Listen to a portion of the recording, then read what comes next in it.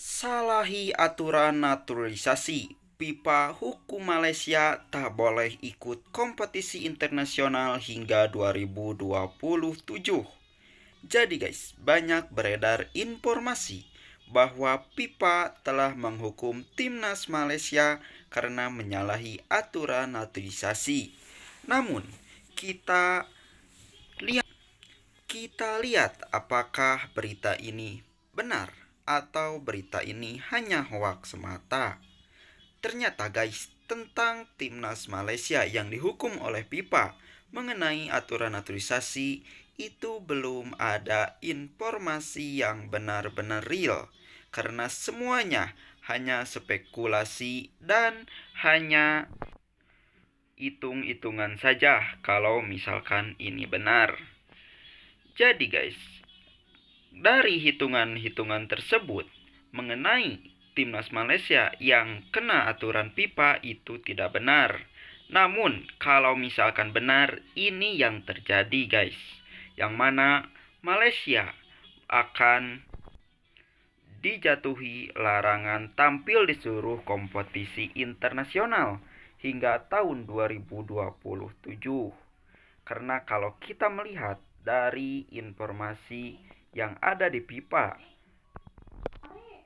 ketika ditemukannya pelanggaran dalam proses naturalisasi beberapa pemain, maka inilah sanksi-sanksi yang dijatuhkan kepada negara tersebut dan asosiasi sepak bolanya.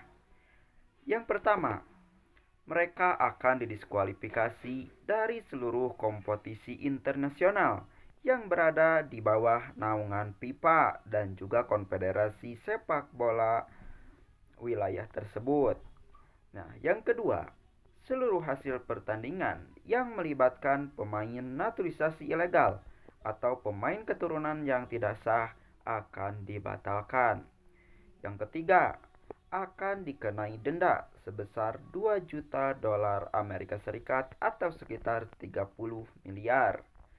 Yang keempat, dilarang merekrut pemain keturunan selama 5 tahun, kecuali melalui prosedur verifikasi ganda yang telah disahkan oleh FIFA. Yang kelima, FIFA dan Konfederasi Sepak Bola Zona tersebut mewajibkan untuk melakukan audit ulang terhadap seluruh data pemain yang tergabung dalam timnas, termasuk dalam struktur organisasi.